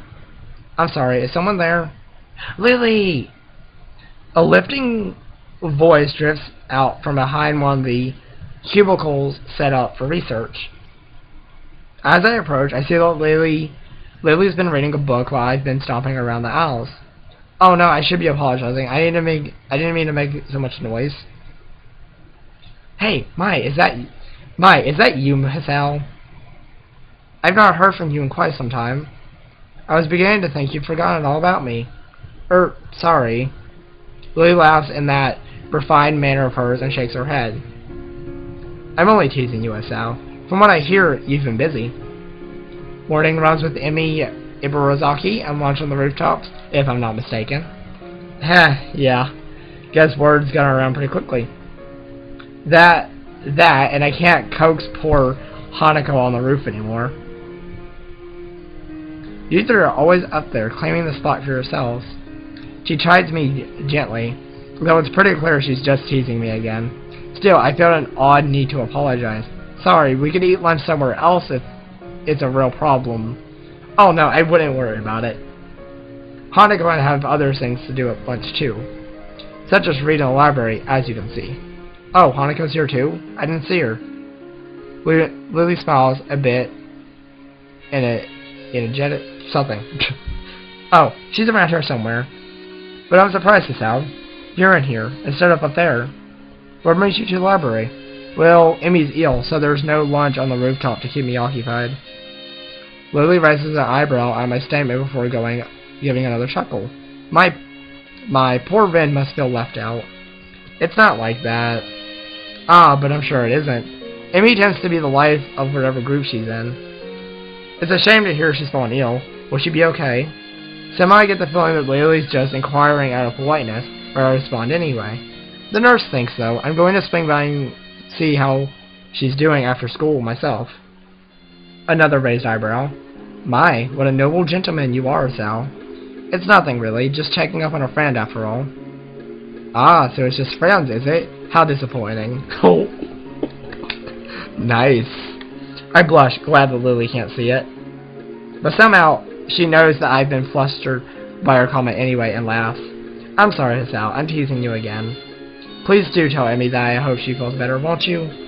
I glance at my watch reveals that I'm very nearly out of time to find my book. Of course. Hey, I've got to find a book before lunch is over, so I'd better get moving. See you later. That was probably not the best phrase to use. Yeah, that's what that said. I'm sorry I skipped that real fast. Lily, however, takes my jab in stride. Until we meet again, Hisao. Oh, Lily. I never do find the book I was looking for, but I walk out with something else instead. My stomach growls slightly, letting me know that I should have had something for lunch. Oh well. I'll grab something before I visit Emmy later.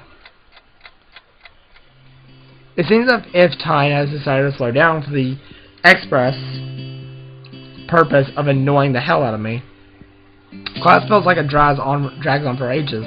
I suspect that my being consumed with worry probably has something to do with it.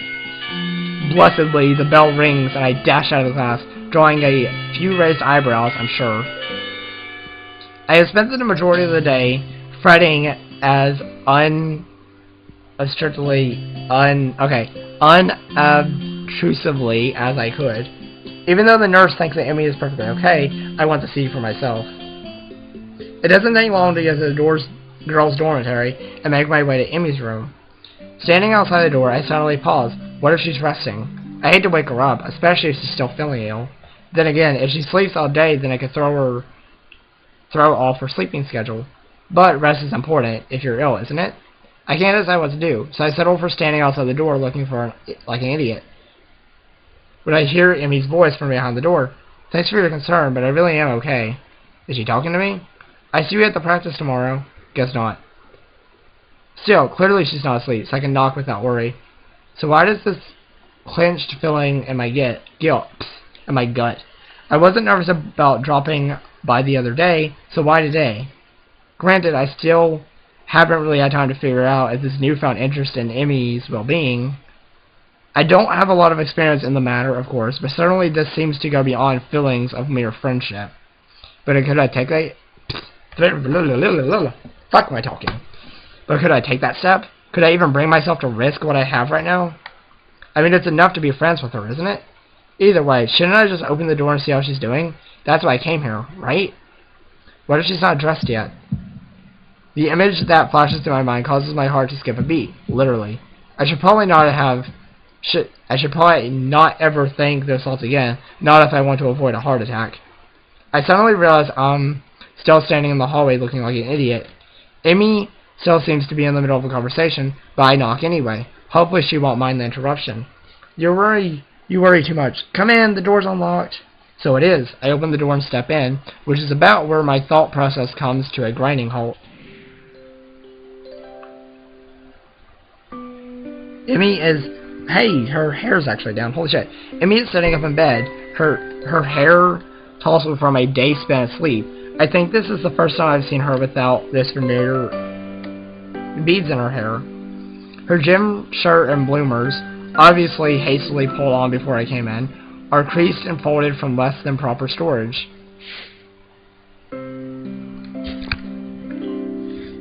Her legs lay bare on the sheets.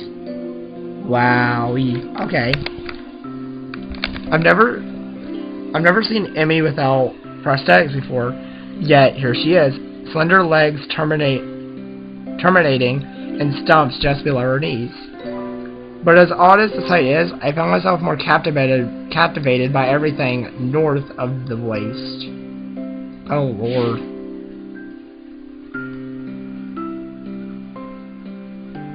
It is a pretty sight. She does look very pretty.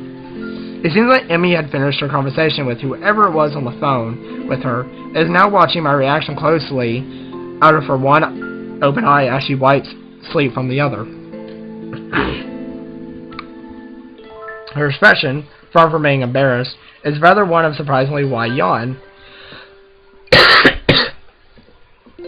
Sorry guys. One perhaps appropriate from such a small mouth. A grin that for a brief moment seems almost flirtatious tugs at the corner of her mouth as she takes a sight of me in. I can do nothing remain in a state fluctuating between fear, confusion, and not a little bit of lust. Oh God. Hisao, no. Emmy hastily sweeps her hair out of her eyes, fixing it back into place before addressing me. You seem a little bit caught off guard, Hisao. Oh, she put the beads back in her hair? A wave of laughter erupts from her, and I find myself grinning and rubbing the back of my head ruefully. Sorry, I've just never seen someone as disheveled look so attractive. Never seen you without your legs on. Never seen you look so... sorry. Emmy giggles again and moves to sit up a little straighter. I got up in the movement of her shirt, very nearly losing myself. I was just wondering what your reaction would be. The nurse called and told me you were going to drop by, you see. I know you haven't seen me, well, you know, without legs. I responded in a total casual surprise. Oh, you don't have them on? I didn't notice. This is almost the truth. I very nearly didn't. I'm not trying to be suave or anything, mind you. Somehow I think Emmy would get offended by that.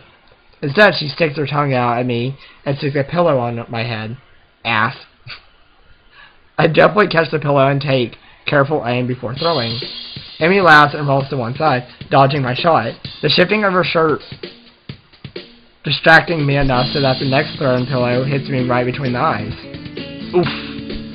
I retaliate, of course, and once I've retaliated twice, well, a war was bound to break out sooner or later. And really, when Emmy appears to have far better aim than me, well, it was just a matter of time before I'd have to resort to suicidal charge. Gotcha. Beep. Smack, spit. And once the charge was accomplished, well, of course, I'd have to wrestle the pillows away from her. And with that kind of struggle, of course we wind up in this sort of position. Dear God.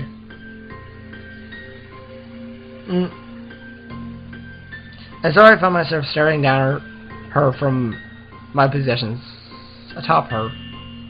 She's grinning, eyes sparkling with amusement, maybe a little sweaty now from our tussle.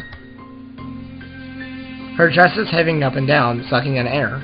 The small bit of my brain that is not currently enraptured by the sight and the smell of her observes that she must still be ill because her staminas. Oh my God. Shit. Because her stamina's not what it should be. We stayed that way for a while. I'm not sure how long because everything seems to go fuzzy. Everything that isn't her anyway. Her eyes meet mine, and deep inside them I almost catch a glimpse of what? Fear? Longing? Hope? Emmy? A cough suddenly convulses her, and I almost stumbled in my haste to get off to apologize for everything. Sorry, I shouldn't have. It's fine, it's fine. She gives me a reassuring pat on the shoulder. So, what brings you here? She's still breathing hard, and that causes her voice to shake slightly. Well, before I was so rudely assaulted by pillows, I came to see how you were doing. Wham! This earns me another shove, and I very nearly fall off her bed. Emmy's eyes sparkle again. I wonder how I never noticed how attractive they are before. Consumed with worry, were you? Her tone is mocking. Haughty, teasing. She throws her arm across her forehead dramatically, grin still apparent from underneath. Couldn't bear the thought of me laying deathly ill. As we both recover from our brief wrestling match, Emmy appears to fall back on teasing me. Well, I wouldn't say consumed with worry, but after you didn't show up this morning like a total wuss. Emmy pouts, crossing her arms petulantly and sticking her lower lip out. It's not my fault. Nurse wouldn't allow it. Sure he wouldn't. I completely believe you. Emmy sticks her tongue out again. You're such a jerk, Hisao. So how was your day then? Did you enjoy slacking off? Not really. The phone woke me up pretty early on. The phone? Yeah, the captain's a chain call to make sure I was doing okay. Also to let me know that it's okay to skip practice. Good, at least she wasn't alone all day. Someone checked up on her. Although I can't help but think that it should have been me. Oh, that's good. He really keeps an eye on you, huh? Amy shrugs. It's his job. Part of being the captain means you know where your team members are when they're not in school. Still, I guess it was nice of him to call, huh? Yeah, sure was. Amy yawns and shimmies down into a more comfortable position. So how was your day? Kind of uneventful, you know? I went ahead and ran by myself and talked with the nurse about how you were doing. I mentored through the day's events, none of which are particularly engrossing. That's when I'm distracted by an arm finding its way across my waist. Whoa, what? The nurse? Why do I feel like it's the nurse? It's like, dude, what are you doing here still? It seems like Emmy fell asleep while I was talking, so I draw her blanket to cover us. Aww. No, it's not the nurse. It's... Aww. She's rolled over on her side, and now one leg is thrown over my legs, effectively trapping me. Hey. It seems the same to wake her, but I have things to do. I gently shake her, but in response she gently tightens her grip on me and sighs a little. My resistance to this position crumbles rather quickly. The feeling of her body breathing steadily is both calming and incredibly stimulating at the same time. Sorry. My breathing cannot decide if it wants to relax or speed up. Relaxation wins, and I feel myself putting an arm around Emmy. I think I'm in love. The words slip out and hang in the air unnoticed. Oh my god. Hisao! At least I hope they've gone unnoticed. Emmy whimpers weakly through her dreams, and her grip suddenly tightens again. For the first time since I've known her, I see tears running down Emmy's face.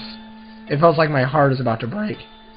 I instantly tighten my own grip and stroke her hair in what I hope is a soothing manner. Words of comfort, meaningless in the situation, spring to mind. Maybe I should wake her. Are you supposed to wake people having nightmares? I can't for the life of me remember. The decision is taken for me as Emmy suddenly jerks awake with a cry. Dad! This is more than I think I want to hear without her knowing. I quickly sit upright and gently shake her shoulder to stir her. Hey, are you okay? What a silly question. Huh? What? Is out? She shakes her head as if to clear it and quickly wipes her eyes. You had a nightmare, I think. Emmy shudders again and glances up at me a little cautiously, as if unsure whether or not she's actually up. She's actually up. Yeah, I guess so. You want to talk about it? A speedy internal debate seems to be going on in her head, which resolves itself with a shrug. Nah, I don't really remember much of it. I'm very sure she's lying to me, but somehow I don't think I can press that issue. Emmy shudders again and turns toward me, looking a little sheepish. Sorry for falling asleep on you like that. I keep my voice as soothing as I can. Hey, don't worry about it. You've been ill. Yeah, I guess that cold medicine just made me a little drowsy. I guess so. Emmy does not strike me as the sort of person who'd fall asleep at the drop of a hat.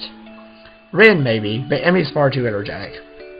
Emmy gives a half smile at my response, and then just like that, she's back to her old self. Well, prepare yourself for tomorrow morning, Hisao. We'll have to go twice as hard to wake up for makeup as for today. But I went running this morning. No excuse. Oh, fine, I'll be ready for you.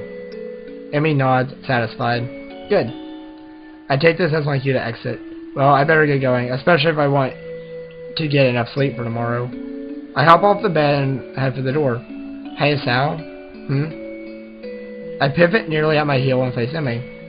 She opens her mouth to say something, and then in another first, I see her falter slightly. She closes her mouth and opens it again. Thanks. For dropping by, I mean.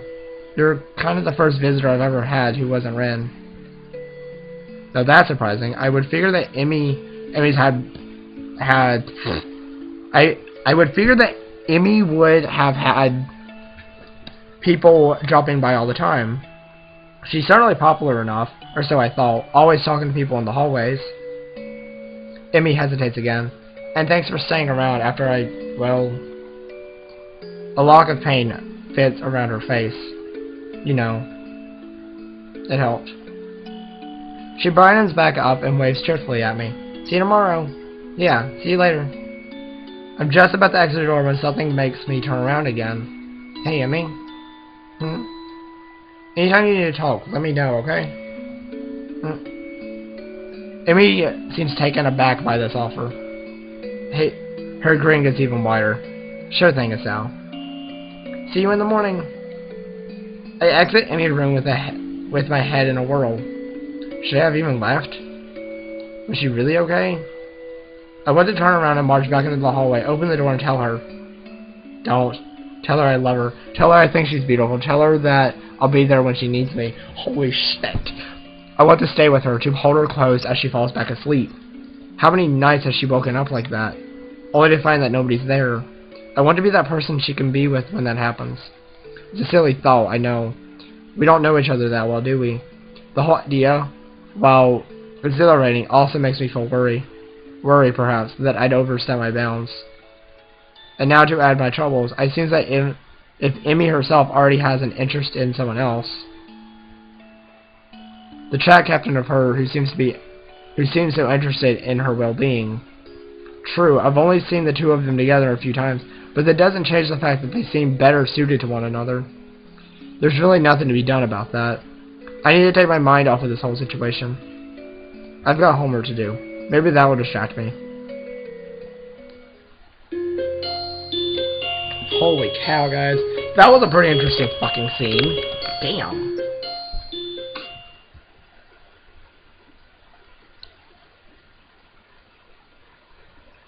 A night of restlessness has left me feeling fairly groggy this morning. The events of the previous day keep intruding upon my mind. The memory of how EMI fell against me. The memory of our wrestling match. The most bothersome, the memory of her nightmare. She was in so much pain. I can't stop wondering what it must be like for her to wake up with nobody there. The shower shocks me awake with hot water. Awake, but still worried. What will happen today? Will things just go back to normal? End of the episode, back to the status quo? There was a connection yesterday. Something that nearly pushes past the boundaries of a normal friendship. Would that have been so bad? My mind goes back to the look in EMI's eyes after our pillow fight. It almost seemed like she was daring me to go on. Almost. But I can't know for sure. Anyway, the track captain's probably first in her affections.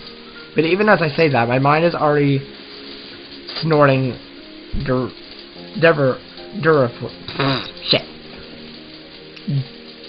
derisively. I'm just looking for an excuse and a reason for everything to go wrong, a reason to not try. It's as if I've never seen the two of them together outside of track practice. And clearly he's never visited. EMI said as much herself. If they were close, surely he'd visit. I'm such a wuss. I'd ought to just go for it anyway. Damn the consequences. That's what EMI would do, I think. Hell, I know that's what she'd do. Which is practically why I'm convinced there's no interest on her end. She hasn't acted either. Maybe because of the track captain. It's possible she's got a bit of an unrequited crush thing going on. But who would be able to clarify the relationship? I'm sure as hell can't be EMI. She'd probably just laugh and ask why I want to know. And I'm not ready to answer that yet. Ren would probably just give me some cryptic answer or something. And then with my luck, she just ask EMI, who would ask me why I want to know, and I've already covered that question. I wonder, could I get away with asking the nurse? He seems pretty protective of EMI. I'm sure he'd know if something was up. And he owes me for not letting EMI know he forgot to tell me about her being ill, so he'll keep quiet. What if he asks me why I want to know, though? I can shake him off. Just say I'm curious as a friend. He'll buy that, won't he? Of course. It's settled then. After the run, I'll talk to him while EMI's waiting outside the office. There's no sign of EMI when I arrive at the track. Is she still too ill? I decide to give her 10 minutes. I'm a little early and she was ill yesterday. So if she takes a while to show up, it shouldn't be surprising. Still, I hate it if just waste my time, so I occupy myself by stretching and pacing back and forth anxiously. What if I went too far yesterday? What if she doesn't come because she's embarrassed? What if... You're early again, Hisao. I'm impressed. Just like that, I felt some of the tension leaving my body. EMI seems to be bright and cheerful as usual, with no sign that she was even ill the other day, much less had a less than restful sleep. Still, I have to ask, sleep well last night? It's just a throwaway question, small talk. The sort of thing people ask someone they bump into in the cafe while getting their morning coffee. But not for us, at least not for me. I don't know if EMI realizes I'm actually concerned about how well she slept last night, but the question does give her pause.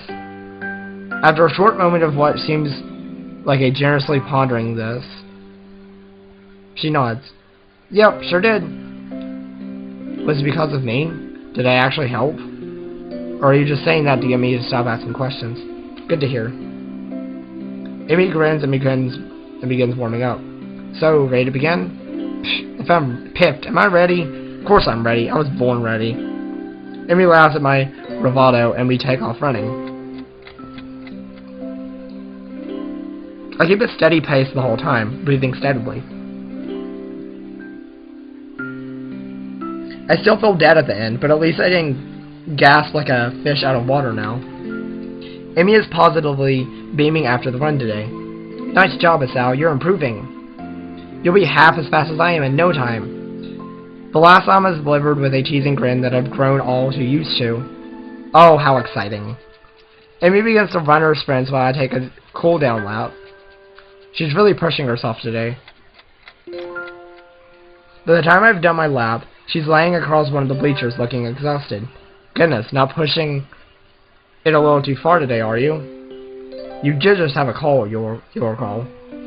EMI gives an annoyed snort and sits up. Blah, I'm just trying to make up for lost time, that's all. I went twice as hard today, you know? A good run always gets the kinks out, you know? Clears the mind, too. Oh? EMI nods vigorously. Yep, it's a great outlet for that sort of thing. She does not explain further, so I don't ask. And I don't ask. I suspect I know the real reason she went so hard today.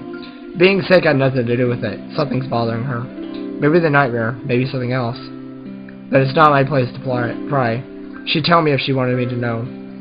I'm sure that comes in handy. You have no idea. The sincerity in her voice confirms my suspicion. The only problem is, even though I know she'd tell me if she wanted to, I still want to know. Something on your mind, then? EMI doesn't seem surprised by the question. Instead, she shrugs. Nah, it's nothing worth getting worried about. She seems as if she's trying to convince herself as much as she's convincing me. I open my mouth to ask if yesterday is responsible for her current state of mind, but think better of it. Too much risk of her taking the question the wrong way. Besides, I'm not even sure myself what to think about yesterday. Really, I can only get about as far as how I felt to have EMI sleeping next to me before my brain shuts down. Having her before me now, covered in sweat and looking wildly at me, she's making it difficult to think. Yeah, I hear you. We better hurry to see the nurse. You're running short on time. We're running short on time. Aren't we always? EMI laughs at this, a dry chuckle that seems most un-EMI-like. Too true. For a brief moment, she looks old, worn down by some old hurt. But just like yesterday, I can almost see her shouldering the burden of straightening up slightly. And then she's back to being EMI again. Come on then, Hisao. Face ya. With a sudden smile, she darts off. Oh. Gotta move. Ow. Hey, no fair. I take off after her, knowing I won't catch her, but not caring. Even if there's no chance of catching her, I'll still run after her. EMI's waiting for me at the door as I arrive. Well, look who's finally showed up. Yeah. Enjoy your victory while you can. Emmy grins as the nurse pokes his head out of the door. Well, there you are. Come on in, Hisao. In what has become a familiar routine by now, he checks my blood pressure and my heart rate. A bit fast today, isn't it? Yeah, I kind of erased Emmy here. The nurse laughs. That's never a good idea. He leans in and whispers to me in a conspiratory manner.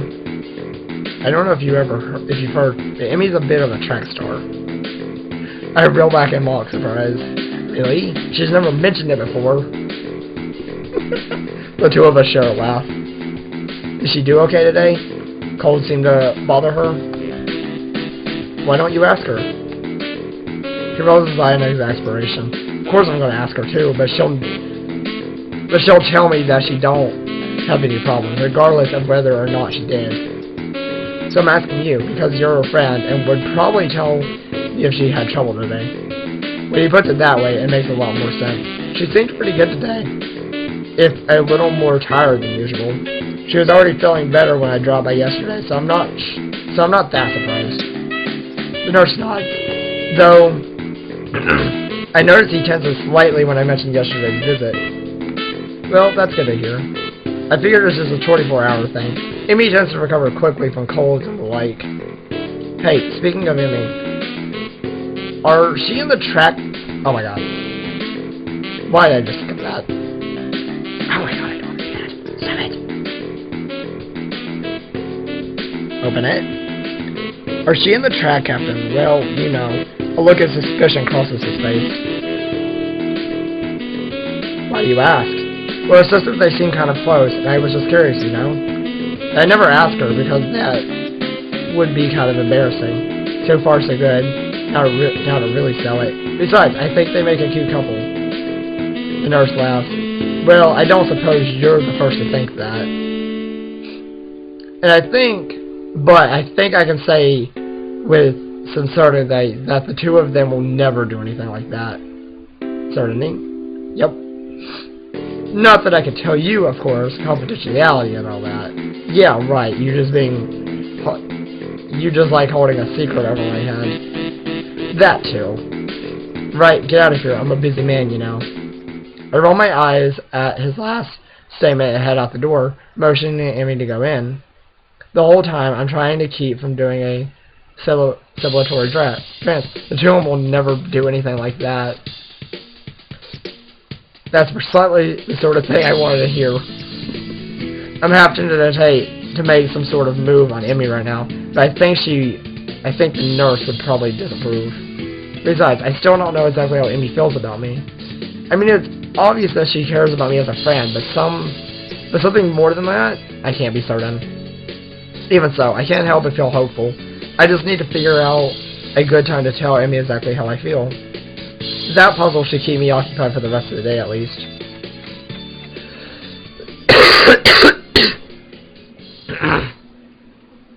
The rooftop is completely deserted. Normally, I could count on Rin to be up here before me, but she's strangely absent. I wonder if she decided to accompany... I apologize. I'm really sorry. I wonder if she decided to accompany Emmy to the cafeteria for once. That seems pretty unlikely, but it's all I can think of right now. Part of me wants to go look for Rin, but a far larger part of me is too pleased with the way the sun feels on my skin to care. I pick idly at my lunch while I wait for Emmy and Rin to show up. It does not take long for me to hear the sounds of someone coming up the stairs. I wait until the door begins to open before talking. Took you long enough. Keep me waiting for you, honestly. The two of you are... Huh? Well, that's odd. The only person standing in the doorway is Emmy, who looks mildly confused. What do you mean, huh? It's me, you know, Emmy. We run in the mornings. She grins, and I feel my heart jump slightly to the chest of the sight. Yes, I know that. I'm just confused. Where's Rin? Emmy grins. Emmy's grin is replaced by a rather guilty-looking expression. Yeah, about that. I kind of, sort of... gave her my cold. Oh dear. Am I at risk too?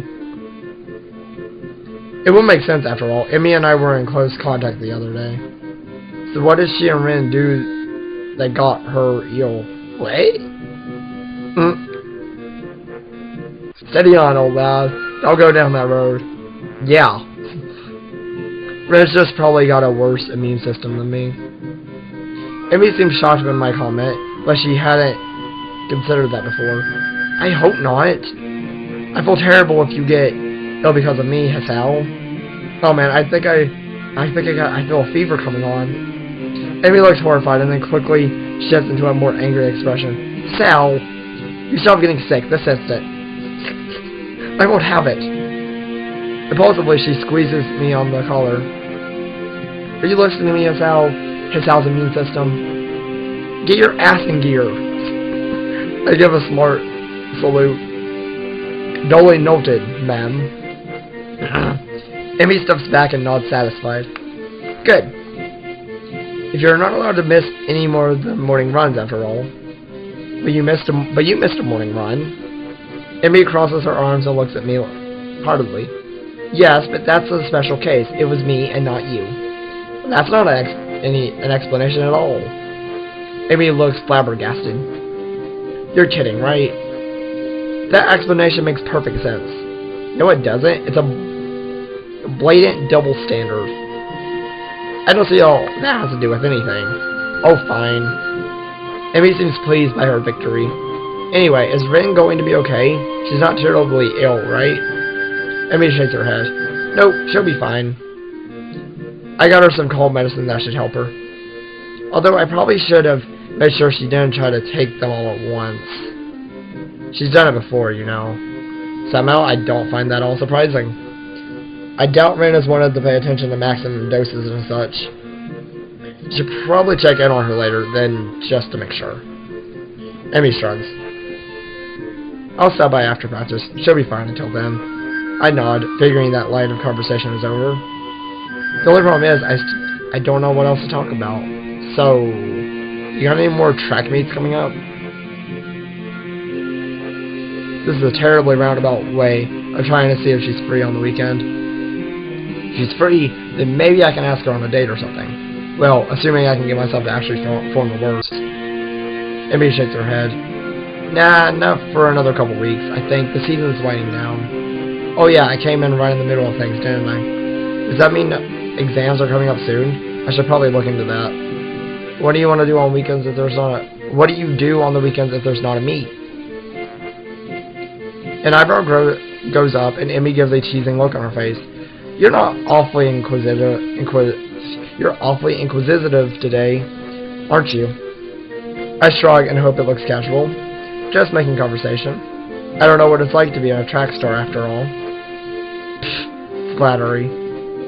She waves a hand idly. I'm not actually that good, you know. You just happen to see me on a good day is all. You liar. Heh, yeah. The humility is a sign of a good athlete. At least that's what my dad used to say. She shrugs and tries unsuccessfully to hide the rather troubled expression her face has taken on. Hey, what's up? You seem bothered by something. Amy starts to deny it and then sighs in defeat.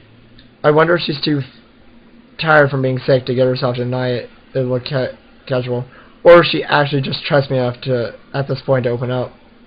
Well, you remember last night? Do I ever? I settle for nodding, however. That's not the first time that's happened to me. Actually, I get them kind of... She pauses, as if it suddenly occurred to her what she's doing. It's almost like she's breaking some sort of personal rule here. But she starts up again, choosing her words carefully. Well, not often, but on occasion. It's just been one of those weeks where that's what happens. A sigh escapes her and she looks terribly frustrated. I reach over and give her a hug, which unlike last night, doesn't seem to shock her. Instead, she seems to relax as my arms wrap around her. We stay that way for a while. Hey, you know I was serious last night. You really can't talk to me if stuff like this is bothering you. It's always difficult to do this sort of thing solo, you know?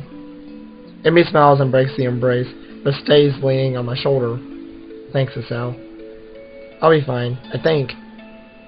I can already see reassembling herself, getting ready to bottle it all up again. Guess that topic is closed now. So, hey, given any more thought to that career survey? Can't say I have. I don't tend to plan very far ahead, you know? Although I suppose I could at least start looking at a college, huh? I shrug. I suppose, unless you were serious about that pirate thing. Last I checked, pirates didn't have much need for universities. Unless there's like a pirate university out there somewhere. Amy giggles and starts to look a little like her old self, but then there's a new element to her expression. Impish, that's how I'd describe it. Amy looks impish, looking at me with her head...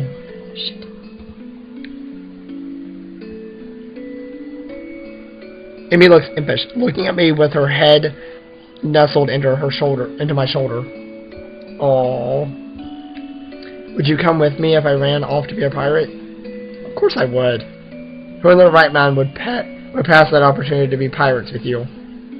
Well, when you put it that way, I'm not sure. She giggles again. I notice that my heart seems to have sped up. It's probably due to Emmy's proximity to me. That hint of strawberries again. I can't help but grin as I gaze down on her. She's happy again. Hey, Hisao. If you're going to kiss me, you should probably do it soon. I think the lunch bell is about to ring. Holy shit.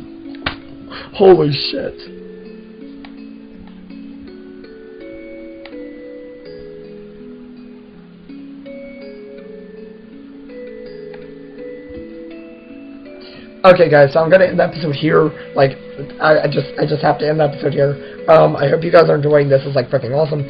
I'm sorry about like me being sick and everything. I can't help that, but you know. So anyway, make sure to like, comment, subscribe, share my video. It helps me out as a small YouTuber, and I will catch you later. Peace.